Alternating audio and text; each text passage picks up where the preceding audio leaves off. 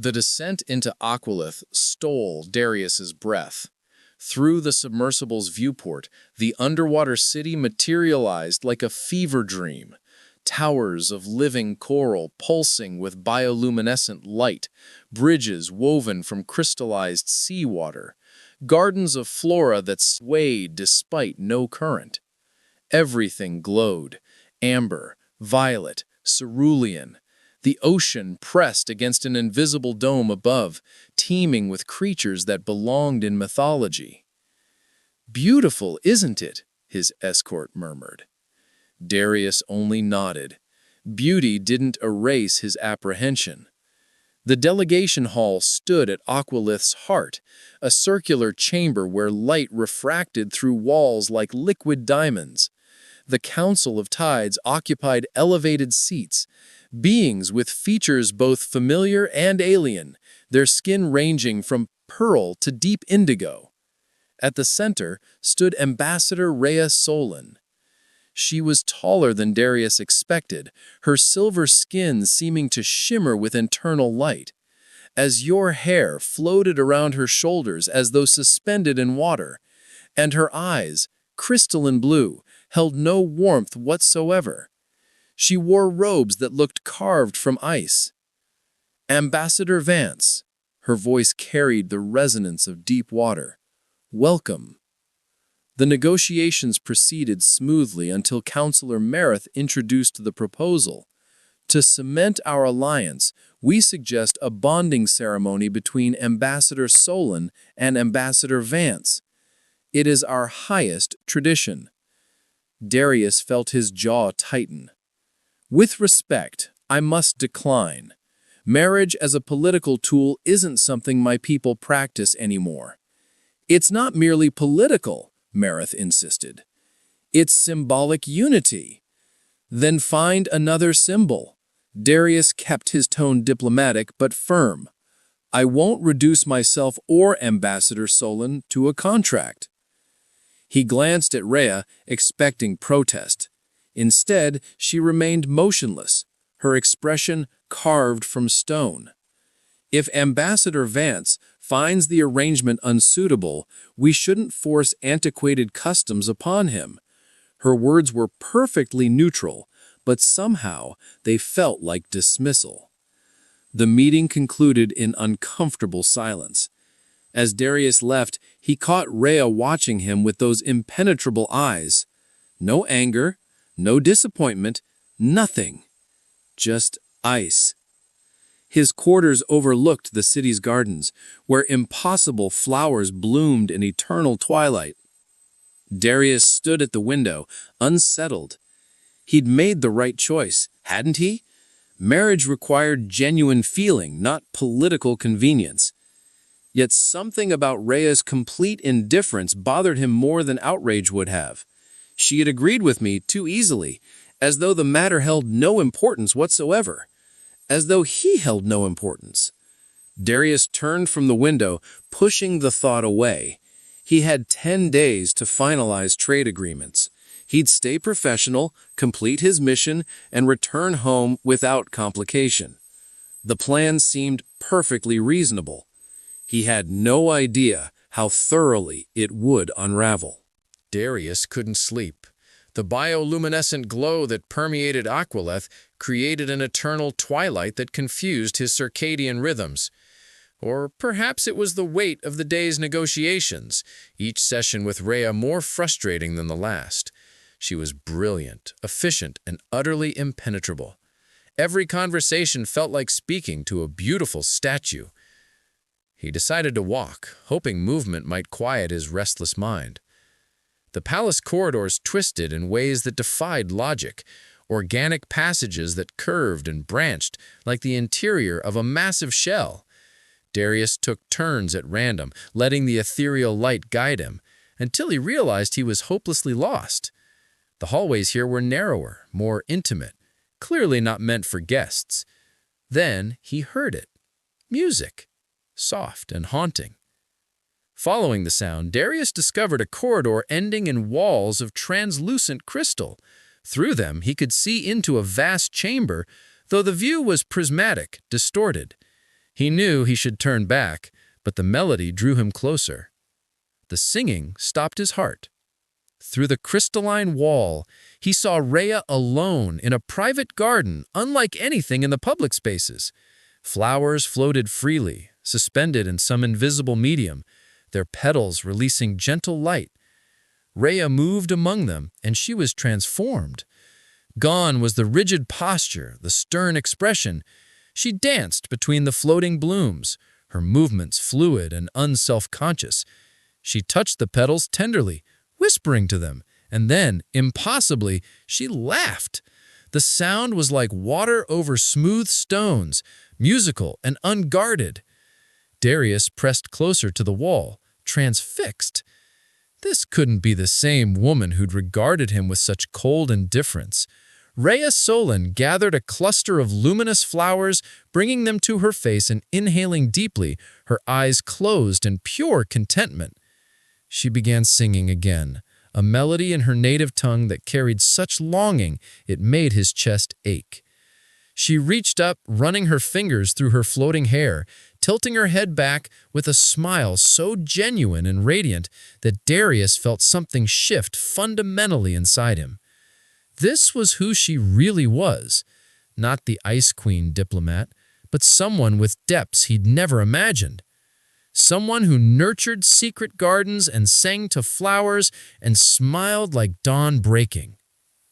Rhea spun slowly, her robes billowing around her, and for a terrifying moment her gaze swept toward where he stood.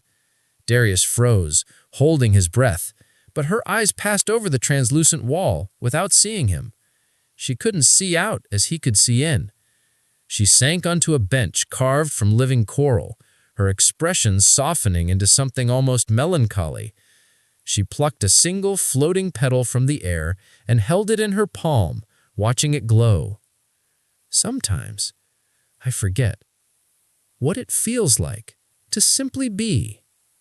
The words pierced him. Darius finally understood. The coldness wasn't her nature, it was her armor. He backed away slowly, his mind reeling. Every assumption he'd made about Ambassador Rhea Solon had just shattered like glass. Morning arrived with Darius unable to forget what he'd witnessed. During their scheduled negotiation session, he studied Rhea with new eyes. The severe expression, the measured words, now he could see the careful construction of it all. She was performing the role expected of her. "Ambassador Vance, are you listening?" Darius blanked. "Forgive me, yes, the tariff structures on mineral exports." Rhea's crystalline eyes narrowed slightly. "You seem distracted today." "I didn't sleep well." "True enough. The city is beautiful but unfamiliar." Something flickered across her face. Concern, perhaps. It vanished before he could be certain. Aqualith takes adjustment. The light patterns can be disorienting for surface dwellers. It was the first personal thing she'd said to him. Darius seized the opening. "Have you ever visited the surface, the sunlit lands?" Rhea's fingers paused on the document she'd been annotating. "Once, years ago. It was," she seemed to search for words, "overwhelming. So much empty space above, but the stars at night were extraordinary." "You enjoyed it?" "I did." Her voice softened, almost imperceptibly, "though I missed the water's embrace." The conversation drifted back to trade agreements, but something had shifted. Darius found himself asking, "Ambassador Solon, would you show me more of Aqualith, the parts beyond the official tours? I'd like to understand your world better." Surprise registered clearly on her face. "That's unusual for a visiting diplomat." "Perhaps, but if our peoples are to build lasting relations, shouldn't we know each other beyond conference rooms?" Rhea studied him for a long moment. Then, unexpectedly, she nodded. "Tonight, after the tide cycle changes, meet me at the eastern portal." The hours until evening crawled past. Darius arrived early, finding the eastern portal to be a grand archway that opened onto Aqualith's outer waters.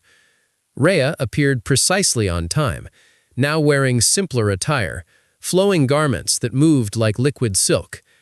"We'll need these." She handed him a small device. "Place it behind your ear. It will allow you to breathe underwater as we do." Darius hesitated only a moment before complying. The device attached with a soft pulse, and suddenly he felt his lungs expand differently, drawing oxygen from the water itself. Rhea smiled, actually smiled, and dove gracefully through the portal. Darius followed, clumsy at first, then finding his rhythm. The water outside the dome was warmer than expected, alive with currents that felt almost intentional. She led him through forests of towering kelp that glowed from within, past caves where bioluminescent creatures drifted like living constellations. They swam in comfortable silence until Rhea stopped at a cliff edge where the ocean floor dropped into darkness. "This is where I come when the role becomes too heavy," she said quietly. The water carried her voice perfectly. "Here, I can just be Rhea, not the ambassador, not the council's representative." Darius floated beside her, close enough that their hands nearly touched. "The gardens I saw in the palace, do you tend them yourself?" Rhea turned sharply, surprise and something like vulnerability crossing her features. "You've seen them?" He nodded slowly. "Last night I was lost. I didn't mean to intrude, but I heard singing." He let the words trail off. For a long moment, Rhea said nothing. Then, instead of anger, her expression softened. "No one knows about those gardens. They're my sanctuary. Your secret was safe before I stumbled upon it, and it remains safe now." Their eyes met in the underwater twilight, and suddenly, the space between them felt charged with possibility. Rhea's hand drifted closer, until their fingers brushed, a whisper of contact that sent warmth through Darius's entire body. "You saw me," she said softly, "the real me." "I did, and she's remarkable." Rhea's breath caught, visible in the small bubbles that escaped her lips. She turned fully toward him, her azure hair floating around them both like a curtain. "Since I became ambassador, everyone sees only the position. They need me to be strong, unshakable, cold. I've worn the mask so long, I sometimes forget what lies beneath it. You don't have to wear it with me." Something in her gaze cracked open. She took his hand properly now, lacing their fingers together. The gesture felt monumental. "Would you like to see them, the gardens, properly this time?" "I'd be honored." They swam back to the palace through secret passages Rhea knew by heart. She led him to her private chambers, and Darius's breath caught as they entered. The garden was even more breathtaking up close. Hundreds of floating flowers in impossible colors, each one pulsing with gentle bioluminescence. The air itself seemed alive with their fragrance. She moved through them with such grace, touching petals that brightened at her contact. Darius watched, mesmerized by this unguarded version of her. When she turned back to him, her smile was radiant and undefended. "Thank you," he said quietly. "For what?" "For trusting me with this. With you." Rhea stepped closer, and in that moment, Darius knew his careful plans had completely unraveled. This wasn't about politics anymore. This was about the extraordinary woman standing before him, finally allowing herself to be seen. 3 days passed like a dream. Darius and Rhea still met for official negotiations, but now those sessions extended into evenings spent in her gardens, sharing stories of their worlds. She taught him the songs that made the flowers bloom brighter. He told her about sunsets and seasons, things she'd only glimpsed once. Tonight, Rhea had invited him to a private dinner in her chambers. The gardens surrounded them as they reclined on cushions, sharing delicacies from both their worlds. Overhead, the flowers created constellations of light.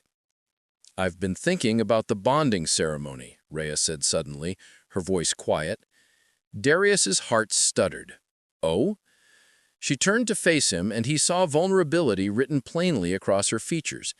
"When you refused, I told myself it was relief I felt, that you'd freed me from an obligation I didn't want. But that was a lie." She took a shaking breath. "The truth is, your rejection hurt, because somewhere in those first cold negotiations, I'd already begun hoping you might see past my armor. Rhea, please, let me finish. Her crystalline eyes shimmered. I've spent years being what everyone needed me to be. Strong, untouchable, alone. I convinced myself I preferred isolation, that vulnerability was weakness. She reached for his hand. Then you stumbled into my sanctuary. And suddenly, someone saw me. Not the ambassador, not the alliance, just Rhea. Darius squeezed her hand, his throat tight. I was a fool. I thought the ceremony would be hollow, but I didn't understand what it really meant. A bridge between two people choosing each other. And now, her voice was barely a whisper, now I know I misjudged everything. He shifted closer, their knees touching. I terrified you at first, so composed, so perfect. I didn't think someone like you could ever want someone like me. I'm just a trade ambassador, practical, unglamorous. Rhea's laugh was soft and warm. And I'm just a lonely diplomat who sings to flowers. We're quite a pair. A perfect pair, Darius corrected. The air between them grew heavy with unspoken feeling. Rhea reached up, her fingers trembling slightly as she touched his face. I've never felt this before. This certainty, this longing. Neither have I.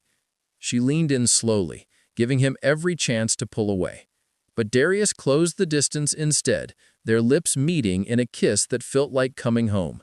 It started gentle, exploratory and tender, but quickly deepened as weeks of restrained desire finally found release. Rhea's fingers threaded through his hair as Darius pulled her closer, his hands spanning her waist. The floating flowers around them brightened dramatically, responding to the surge of emotion. When they finally broke apart, both were breathless. "The flowers approve," Rhea murmured against his lips, laughing softly. "Wise flowers." Darius kissed her again, slower this time, savoring every moment. They spent hours entwined among the cushions, sharing kisses and whispered confessions. Rhea told him about the loneliness of leadership, the weight of always being watched. Darius spoke of his own fears, of never being enough, of playing it safe to avoid pain. "You're more than enough," Rhea whispered, her head resting on his chest. "You saw me when I was invisible. You gave me permission to be vulnerable." Darius stroked her hair, marveling at how it seemed to float even in air. "You gave me permission to want something beyond duty, to believe in connection that transcends politics." As the night deepened, they lay together surrounded by luminescent balloons, their bodies curved around each other. Rhea traced patterns on his arm while Darius mapped the subtle iridescence of her skin. "What happens now?" she asked quietly. "Now," Darius said, pressing a kiss to her temple, "I make a choice I should have made from the beginning." The council chamber was packed. Word had spread that Ambassador Vance would deliver his final decision regarding the alliance and the proposed bonding ceremony. Rhea stood with the council, her expression carefully neutral, though Darius could now read the tension in her shoulders, the hope she tried to hide. Councillor Merith spoke formally. "Ambassador Vance, you've had adequate time to consider our proposal. The trade agreements are finalized and await only your decision regarding the bonding ceremony. Do you accept or decline?" Every eye in the chamber fixed on Darius. He stepped forward, his heart pounding, but his purpose clear. "When I first arrived in Aquilith, I saw the bonding ceremony as political manipulation, an archaic custom designed to trap me in obligation." He paused, letting his gaze sweep the room before landing on Rhea. "I was wrong." Murmurs rippled through the assembly. Rhea's eyes widened slightly. "I didn't understand that your bonding ceremony isn't about politics at all. It's about genuine connection. Two people choosing to bridge worlds, to see and be seen completely." Darius moved closer to where Rhea stood. Speaking to Rhea alone now, though the entire council listened. "I've seen your secret gardens and heard your songs. I've watched you dance among floating flowers and laugh without restraint. I've held you while you confessed fears and dreams you've never shared with anyone." His voice grew thick with emotion. "You've shown me what it means to be truly vulnerable, truly brave, and I've fallen completely in love with you." A tear traced down Rhea's cheek, catching the light like liquid diamond.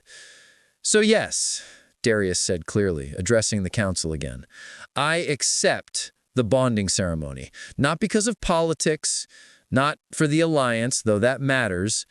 I accept because I choose Rhea, because she chose to let me see her truth, and I want to spend my life learning everything she is." The chamber erupted. Some council members looked shocked, others smiled knowingly, but Darius only saw Rhea, whose tears now flowed freely as she stepped down from the council platform and into his arms. "You mean this?" she whispered against his chest. "Truly?" "With everything I am." The ceremony took place that very evening, a breathtaking ritual in Aquileth's heart. Darius and Rhea stood in a sphere of water, suspended impossibly in air, surrounded by witnesses from both their worlds. They exchanged vows in both languages, their hands bound together with living vines that glowed softly. When Counselor Marith pronounced them bonded, the sphere burst into thousands of luminescent droplets that rained down like stars. Rhea pulled Darius into a kiss witnessed by everyone, and this time she didn't hide her joy, her relief, her love.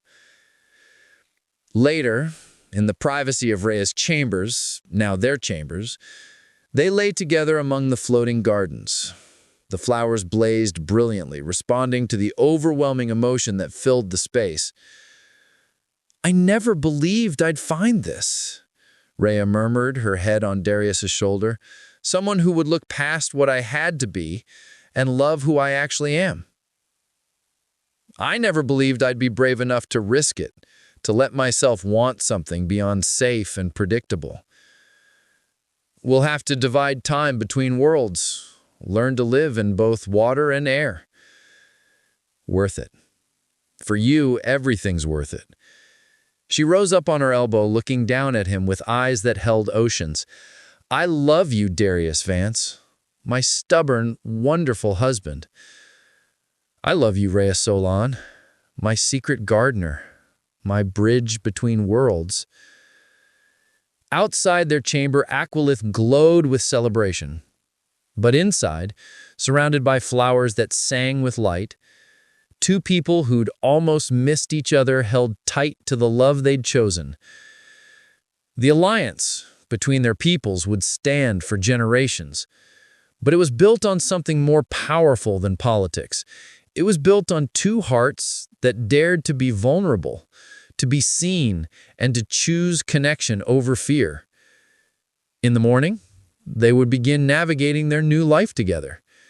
Tonight, they simply held each other, grateful for accidental discoveries and the courage to embrace what neither had expected.